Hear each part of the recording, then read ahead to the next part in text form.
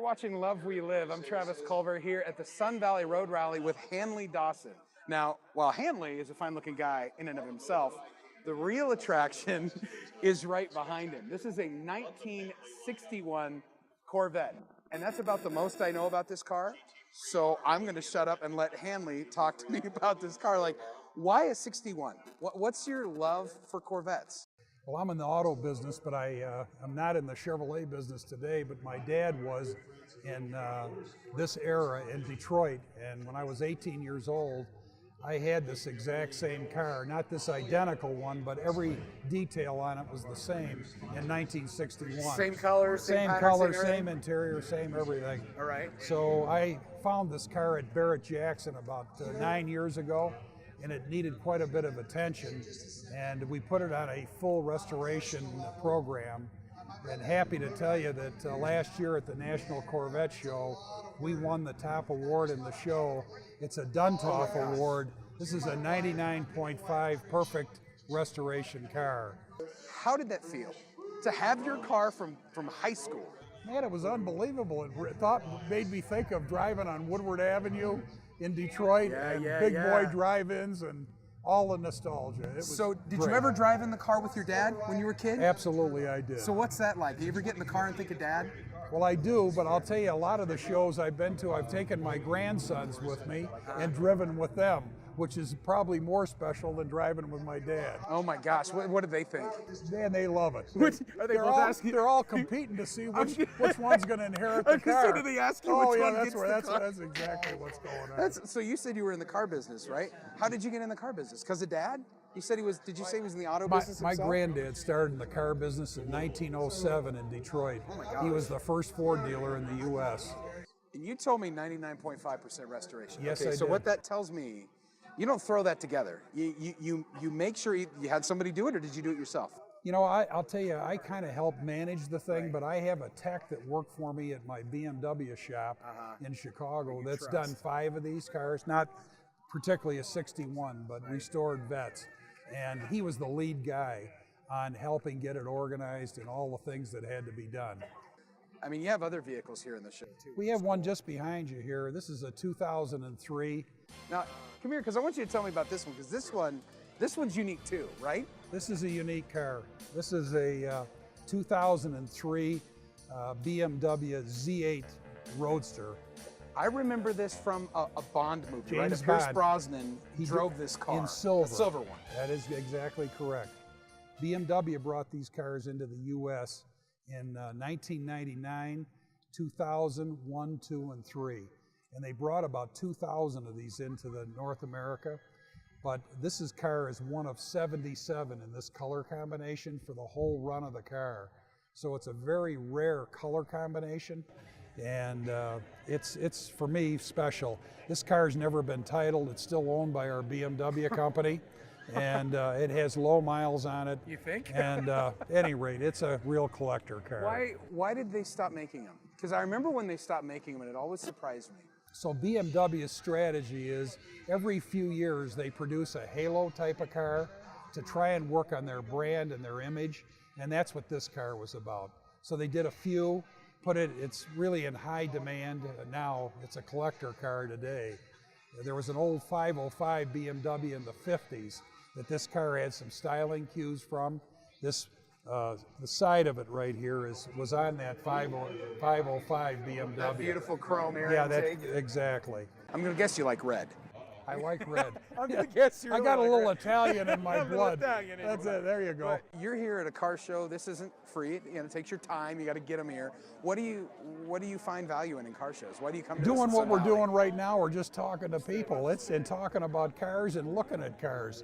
It gets my juices rolling. And you live around here, so what does it mean for you to see all these people coming through your hometown? And I mean, I think it's really cool. I can't believe that there are these many cars out here and the quality of cars that are here. Man. It's just really terrific.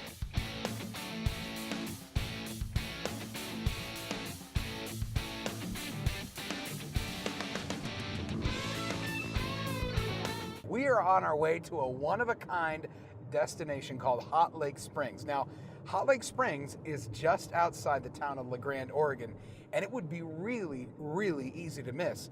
Trouble is, if you miss this place, you are literally missing a piece of living, breathing history. And you're missing the opportunity to see the artwork of one of the world's absolute best bronze workers ever, David Manuel. We're gonna go check it out right now.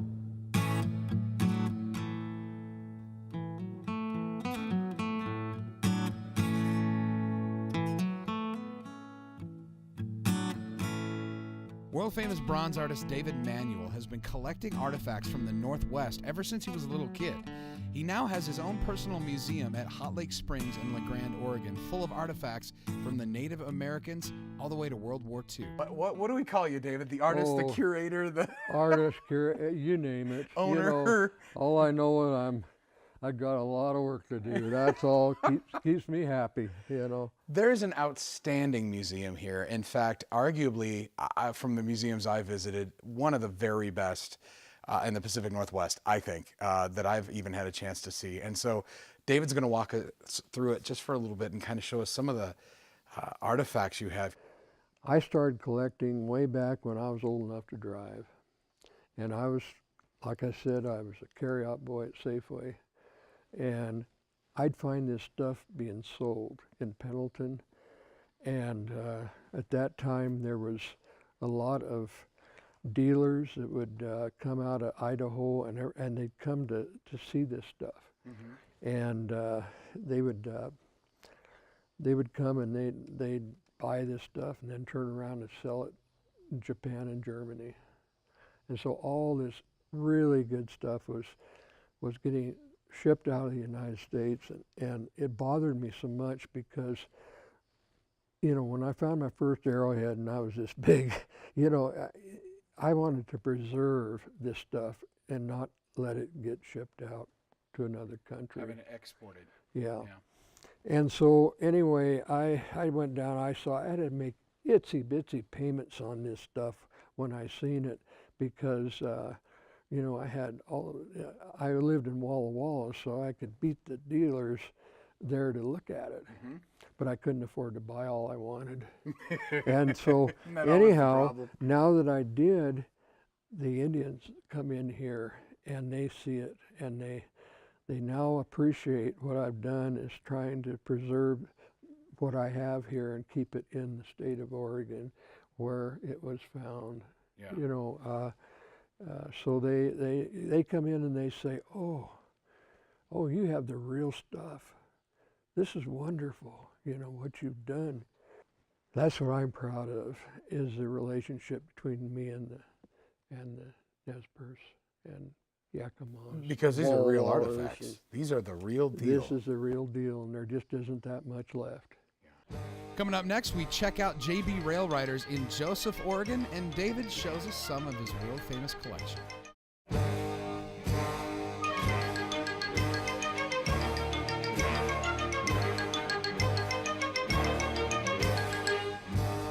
Welcome back to Love Where You Live. Nestled in the Wallowa Valley, just 90 minutes outside of La Grande, Oregon, is an adventure unlike any other. Anita and her husband Kim own JB Railriders, a one-of-a-kind railroad tour powered by, well, you.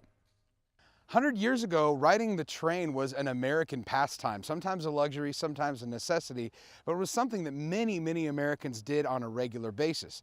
Fast forward to today, it's kind of a lost art. That's why it's really exciting to be here in Joseph, Oregon with Anita, who owns Joseph Branch Railriders, which is a new and unique way to take a train ride. Well, I mean, sort of a train ride. What exactly is this behind us, this little invention of yours?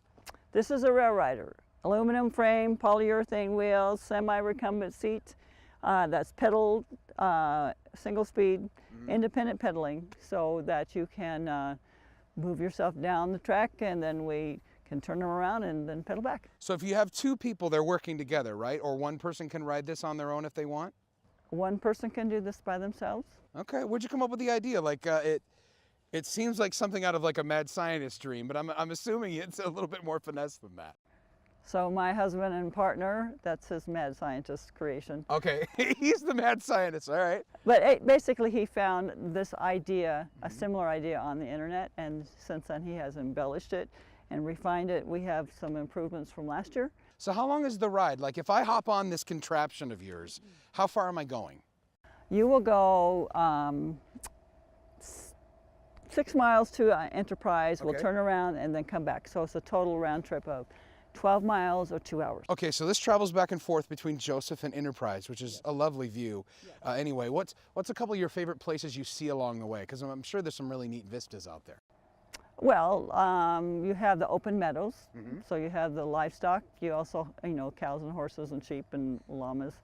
And then we have the white-tailed deer that are bounding all over the place. Oh, and sure. then we have a peregrine falcon, and we have little rock chucks, and A lot of really neat wildlife in particular. you yes, see. and certain times here we have wildflowers.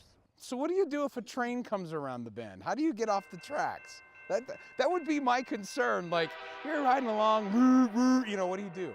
Well, your concerns are very common and typical. We have an agreement with the Wallowa Union Railroad, Okay. who is the owner of this line, that says that we can use this portion of the line and there will not be a train here. I feel like that's a bonus. Like you can ride this and not be afraid there's a train coming around the corner is what you're telling me. Absolutely. What if you get stranded? Like what happens if you get stranded or winded, you're halfway between here and Enterprise or vice versa and you can't go on? What happens next? So this particular section has a drop of 1.5%. So that means it's a little above and a little below. So we do have, the guide has a motor. So the motor and the guide can assist a few people back. So Okay, not everyone, but a few. So how many total people can you take on a trip if you full We up? can take 20, we can push like 3 to 4 carts. Okay, so you can't have a group where all 20 people will get No. winded and there's going to be a problem. But you Right. can push a couple 3 back. And I think I spotted a name on the push car. What do you call it? Mustang Sally. So if you get stuck on the Joseph Branch rail ride, you can get pushed back home by Mustang Sally. That's kind of a win. So here's what's really cool. Anita has agreed to take us on a ride here at Joseph Branch Railriders, and I don't know if we're going to make it all the way to Enterprise or not. I think we have a couple that's going to join us as well, and we're just going to go take a ride all the way between here and Enterprise, and you get to come along.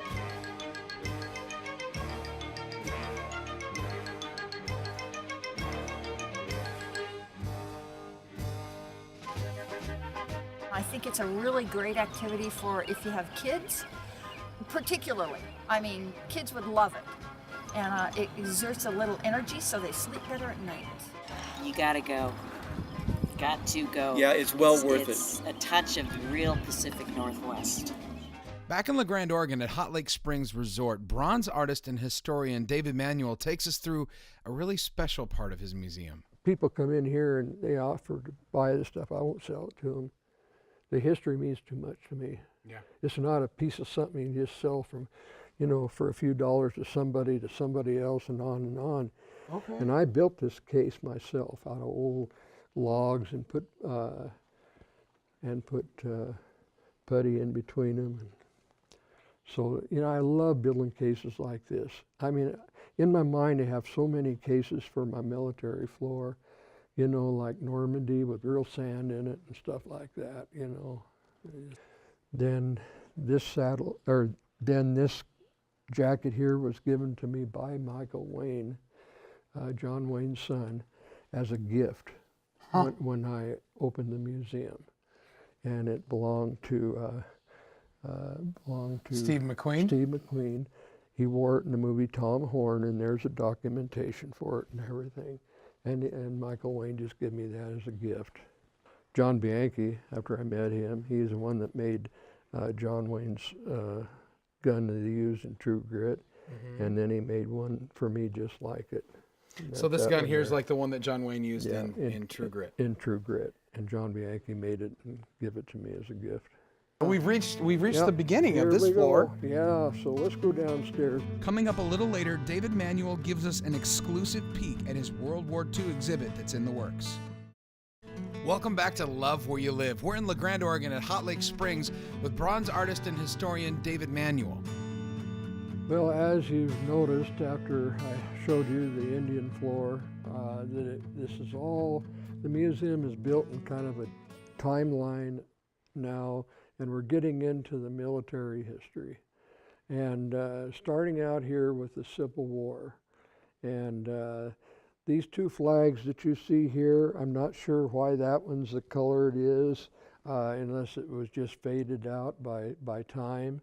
But they both hung in John Ford, the movie producer's office when he died. And so evidently use them in films or whatever. And there's a World War I medical bag with all the medical stuff in it.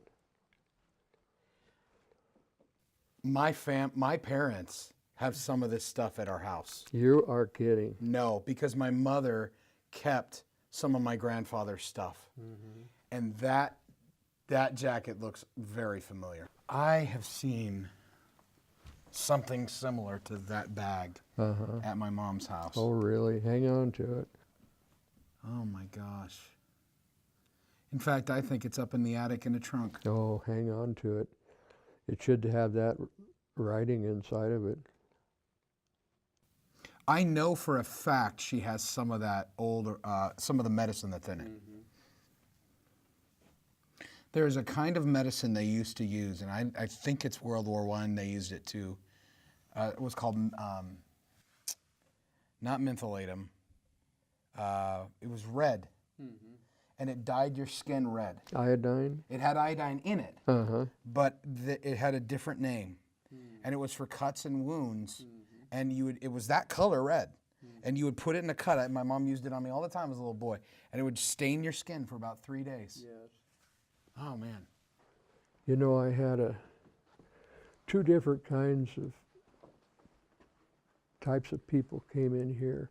One time, several years ago, there was a fella that fought in the war. He was a photographer, and he had this great big trunk full of pictures that he was going to give to me. And he took one look at this Japanese clothing here, and he got so mad he stormed out of the museum, just terribly mad. His wife was so upset with him and everything, but he was in the war, and he could not stand to see these uniforms. And then the same day, a little old lady came in that lost her husband in the World War II. And she saw the uniforms, and she came up and said, "It's so nice to see those uniforms, because I often wondered what they dressed like." So, you know, you just can't make please everybody everybody. happy. After the break, David shows us a sneak peek at his hidden World War II exhibit. Welcome back to Love Where You Live. David Manuel is a world-famous bronze artist who's also passionate about Northwest history. In addition to his 77,000 square foot collection already on display, he has a very special project that's currently off limits to the public, but he opened it up just for us for an exclusive look. This is not open, but I'll show you what it is. It's just this is when I started running out of room. I started to put this room and this room into World War II stuff, and I never finished it. But those are United States pilots' uniforms there. And this is British over here. British uniforms. And that's Japanese there. That's kamikaze uniform right there. And there's the Norden bomb sight over there. During World War II, the lead B-17 or whatever it was would carry one of those, and it was top secret. When they was through with their mission, they would have to take that in a satchel and take it in and store it in a security safe, because it was so important during World War II. You know, I do history. I like to do anything pertaining to history. That's why we bought this place, because of the historic significance here. You know, when it was legal, that's when I found all of mine and all my arrowheads and things, and that's where I got a lot of my ideas as an artist. You know, was walking around in the sagebrush and looking down, you know, a quarter of a mile to the Snake River and imagining, you know, where the Indians would be camped down there. There's a little eddy here, or a point where they could fish from, and I'd walk down there. Sure enough, Find some. there was a camp there. Yeah.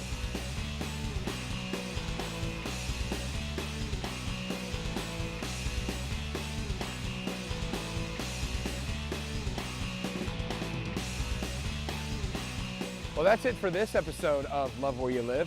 If you enjoyed one of the destinations you saw, maybe you like the swag like this From Here shirt from CDA Idaho, or you have a recommendation of a place we should feature on the show, make sure to visit us at lovewhereyoulivetv.com, and we'll see you next time on Love Where You Live.